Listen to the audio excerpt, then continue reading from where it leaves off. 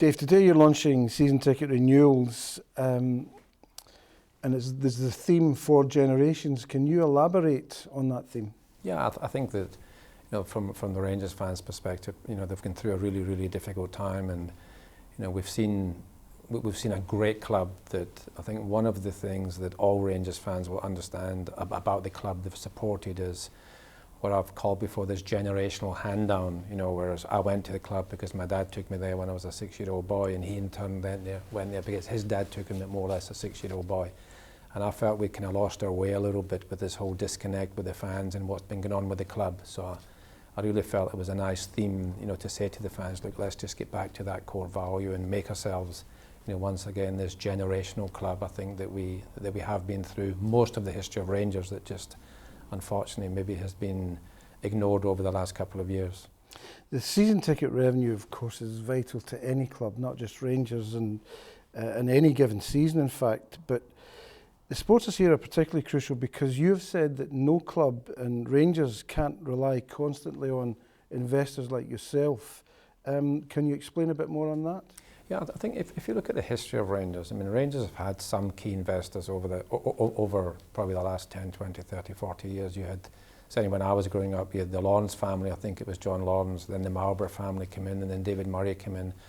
And all of these investors have assisted the club from time to time in giving sort of much needed cash flow for signing players. But ultimately the success of Rangers over all of the years has been the support of the fans. It's the fact that the fans have consistently bought the season tickets and consistently supported the club with the commercial and retail revenues that has made Rangers, consistently the #1 club in Scotland. And unless we get back to getting the fans back on board and getting full support from the fans for their club, then these short-term investments are not going to make Rangers long-term sustainable. Only the fans and the support of the fans can do that for us. You have said already that you would like 45,000, round about circa 45,000 season tickets to be sold. But how can you possibly get anywhere near that figure, and also with a 5% increase when the fans are looking, and, well, especially, first of all, what they've had to suffer so far? Yeah, and I think for the fans it is difficult, but what I'm hoping the fans do, and I understand it's very demanding given the last couple of years, but I look back to that day when Rangers played the first game in the 3rd Division 3 years ago, and I was over in South Africa, and friends of mine were astounded to hear that Rangers had the biggest crowd in the UK in the opening season for a 3rd Division game. And I pointed out to them, that's just what Rangers fans do. The club is in trouble, and the Rangers fans came and rallied to the support of the club. Now, the fans have now seen a couple of years where they may say, okay, but we were there 3 years ago, but we had a bad year 2 years ago, we had a bad year 1 year ago. And I'm really saying to the fans, please go back to that time. This is genuinely a new beginning. I think you now have a board in place that you can rely on. All money that's invested in season tickets will go into the football side of the club, so you know where the money is going to go. We have a commitment to invest, but it's absolutely vital, I think, that the fans come along and support the club as well to make it sustainable long term. But this is a club that doesn't have a manager. It needs new players. It doesn't have an executive team, and there's lots of supporters out there, and among them will be the people that you're appealing to today. And they're looking at that situation. They've had dreadful football to watch, failure in the Championship, which the club can't afford again. And as I say, no manager, no players, no executive team. How can you possibly sell that number of tickets on that basis? I'm hoping to sell the tickets on the basis that I think the fans accept that. If you look at the situation with the not having a manager, not having the team, I think we get that it is the reality. It's not something that that we've created. It's something to a certain extent that, as far as the current board is concerned, which is the one making the appeal, we're saying to the fans, and we are there, it's not ideal. It's not great from the club's point of view. The level of football the fans have seen over the last couple of years has not been up to scratch. But what we're saying is, please just give us a chance. You have backed us in terms of the regime change. We have come in. You've got the right level of investment support, and we're really saying to the fans, the best we can ask you is to come on a basis of trust. Come and support the club, come and support the board. And what we will do is we will guarantee you that not only will all of the season ticket money go into the football side, but that will be supported by additional funds from the investors as well. so that we will give you a far better playing experience and a far better winning experience watching the team this season than you've seen certainly for the last year. But why is it taking so long? I mean, did you expect it would take this long? Let's just focus on the manager first of all. Why is it taking so long? The real reason the manager's taking so long is in fact the need to get the playoffs out of the way. There were certain options available to the club, but these options really critically depended on the club succeeding in getting into the Premier League. And when that didn't happen, and we unfortunately stayed down in the Championship, then certain of the management options that we were looking at no longer became available. So the process didn't have to start again, but we did have to sort of cast a wider net to see what options were available at that time. When can Rangers fans then expect to hail the arrival of a new manager, to herald their arrival? I would think realistically, I saw there was a comment about something being done by Friday. Frankly, I don't think that's realistic, but certainly if one looks to the middle of next week, then I think we should be in a position to make an announcement. Who is looking for this manager? Who's been sounding people out? Is it you, or is there a committee? Who's been doing that work? Yeah, there is a committee, and it's largely been Paul Murray and John Gilligan who've been leading the recruitment process and having the initial discussions, and it's going to be their job to come back and make recommendations to the board as to what they think the suitable candidates are, given that they know the profile and the commitment that we're looking for. How many would you say are realistic candidates for this position? I would say that there's 5 at the moment that I would regard as being realistic that are still in the frame. Have any withdrawn? Was it a longer short lead, if you like, contradiction in terms, but have any withdrawn? Yeah, the shortlist was longer prior to us staying down. I think if we had got up to the Premier League, there's no doubt a couple of the other chaps would have stayed in the hunt.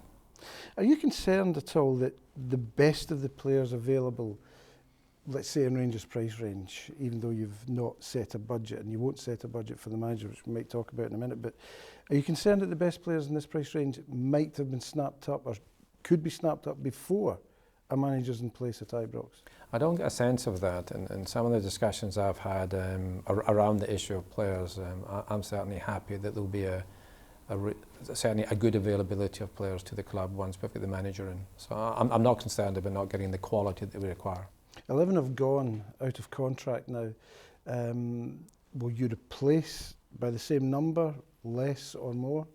I would think we'll probably get less. I think of the 11 players that have gone out, if I look at the squad that we've got at the moment, I think that the mandate to the manager is going to be try and add probably 6 or 7 quality players who are capable of playing immediately in the Premier League. So what we're not going to do is we're not going to make a decision based on winning the Championship this season. Every single investment decision will be made at what we regard as being Premier League quality players.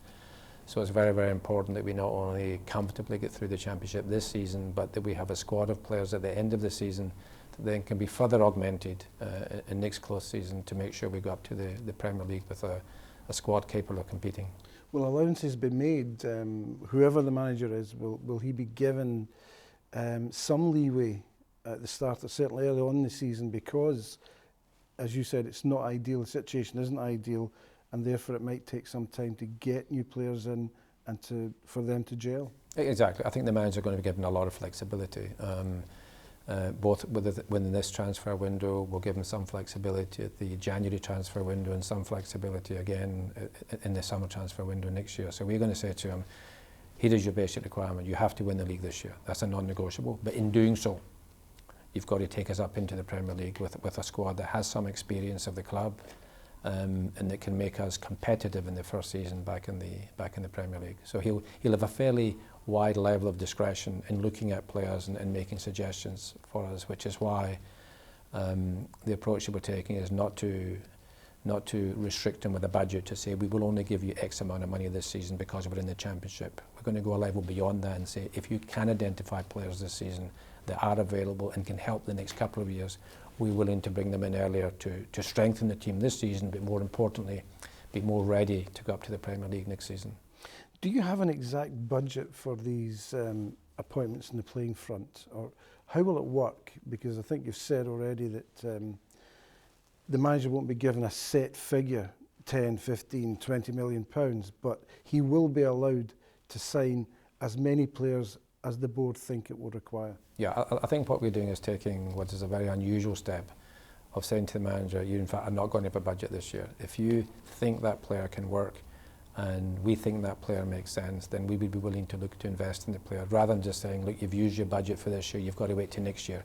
If he comes up with a target and we like the look of the target and it fits into what we're trying to achieve going forward, then we would release funds earlier and allow him to make acquisitions on that basis.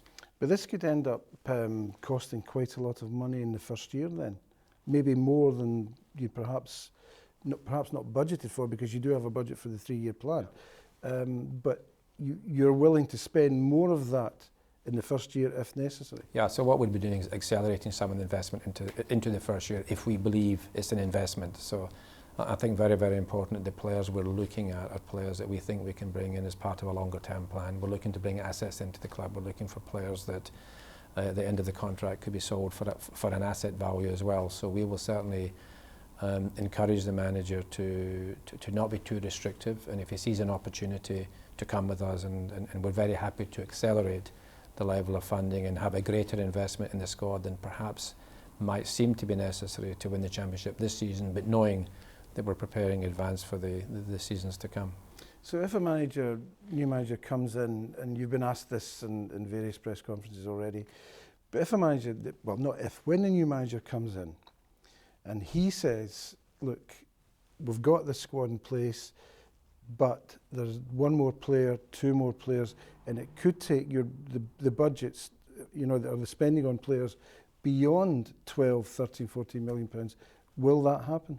If he comes and he identifies a specific player, so if it was a general statement, I want 2 players, we're going to say no. But if you come with a specific player that you want and he's available now rather than waiting, then there'd be consideration given to that as well. So it's not going to be restrictive.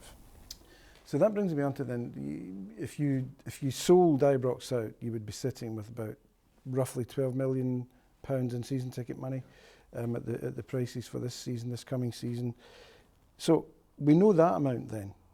Whether it comes in or not remains to be seen. But so far, though, neither you nor anyone else has said how much you or the others will invest in the club. Why is that? Why not say? Well, because we actually don't know. There's a lot of factors will affect the club during the course of the year. One of the things we're trying to do is to look at renegotiating the commercial terms of the retail operations. Now, if we're successful, more money could come into the club than currently the situation. There's the possibility of repaying the loan of £5 million. If that progresses to that point and it has to be repaid, it will have to be repaid. So I really see the amount of money required at the moment as being a little bit open-ended. And the commitment that we are giving to the fans is whatever funding is required will be made available. So if for some reason it has to be accelerated, it will be accelerated, as opposed to just giving a number and then sticking to that number. So I think we do need some flexibility. But don't the supporters, especially when you're asking them to buy season tickets in these huge numbers and at a 5% increase, don't they deserve to be given some kind of indication of at least the minimum that others are investing, directors and Three Bears, for instance? I don't think there is a minimum, so it would be artificial to include a minimum because we don't know what the minimum is. I mean, it would be a number that was absolutely completely academic. I think what we're doing is more than that. What we are saying is whatever money is required to allow the club to compete and move forward will be made available. And I think that's the most important thing. The point I made earlier as well is if the manager comes along and says, I want a couple of extra players because they're available now, he'll get the extra players, which means more money will go in.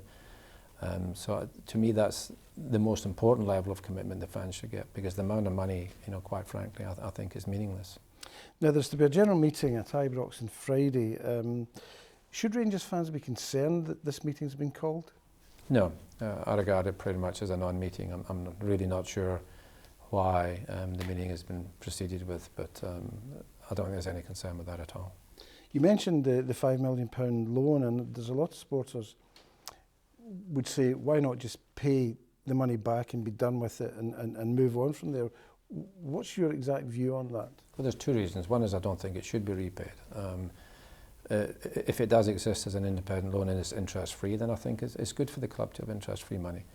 And secondly, I don't see the loan as being a loan in isolation. I see the loan as being part of a broader relationship with Sports Direct. And until that broader relationship is organised and restructured, I don't think any decision should be made in the loan whatsoever. If it has to be repaid, it will be repaid, but it's certainly not something the club should be voluntarily doing. Do you expect talks between this club and Sports Direct to be difficult? Do you expect to get a better deal at the end of it all? I don't think they'll be difficult. I think that they'll be commercially robust, if I can use that term. But I think there is a strong argument in both sides to look at the current arrangement and say it's not working. You know, if it was working really, really well for Sports Direct, I can understand they wouldn't want to give it up. But the fact is, they're not getting the level of support from the Rangers fans that you'd typically have seen in terms of the commercial and retail operations. I think there is a strong argument to say to Sports Direct, let's restructure the relationship to one that we believe is a fairer balance between the interests of Sports Direct and the interests of the club, and allow us to be able to announce that to the fans and say, we now have an arrangement in place, it is good for the club, and by buying, you know, the retail kit and supporting the other commercial operations, the money is coming back into the club. And I think until the board can give some certainty to the fans, I certainly wouldn't expect to see them coming back in numbers. I think the season ticket situation is different, because the one thing that the fan can be assured of is all of the money from the season tickets is going to go into the football side of the club. Okay, will this club ever get back to full health on and off the pitch? Yes. How long do you think it will take? I think by the end of the third year, I think we should have a Rangers football club challenging for the Premier League title, and thereafter continuing to challenge on the basis that historically has been the situation. Is it a tougher stint than you expected? I mean, I know you've only been chairman for 2 weeks, 3 weeks. Not really. I mean, I think that I really didn't expect very much. You know, when I came in, I really assumed that the situation wasn't that good, and we knew the commercial operations were down. We knew that the scouting policy was gone. We knew there was no youth development. We knew that the team was struggling. So quite frankly, I guess what I found out is the reality of what I expected turned out to be true. There weren't many good surprises, but it's no worse than I expected. The executive team, I know you've mentioned it before, but how important is it that you get the right people in the right positions and quickly? I think from the club point of view, the most important thing is still on the football side. I think the football manager and getting the right players in is even more important than the executive. The executive appointments are important, but there is enough quality of management and skills, you know, myself and some other people, but from a management point of view, I think there's not the desperate urgency that there clearly is on the footballing side. Why, when there have been so many false dawns at this club, quite a few actually, especially in recent years, why should the fans buy these tickets when it's Dave King and the other directors? Why? I think partly because the fans put us there. I think having put us in there, I think it would be nice to see them supporting us as well, because the fans were a big part of me being here today. Without the fan support, I wouldn't be here today. But I think the other thing from the fans' point of view is I think that if you look at what's happened over the last couple of months, I and my co-investors have done what we said we would. You know, we said if we get involved in, we will look at the club, we will provide the funds the club requires to operate, and we've done that. I've put money in, the Three Bears have put money in, so we've met our obligations. And I'm giving the fans a very, very firm statement of intent as to what we're going to do going forward. We're going to continue to fund, but we have to co-invest with the fans. The Rangers can never be sustainable just relying on third-party investments. We need the fans to come back and support the club, but at least what the fans know this time is by making the funds available, all the money will go into the football side, and they will get a better experience on the pitch this season. They'll get a far better experience on the pitch this season than they had last season.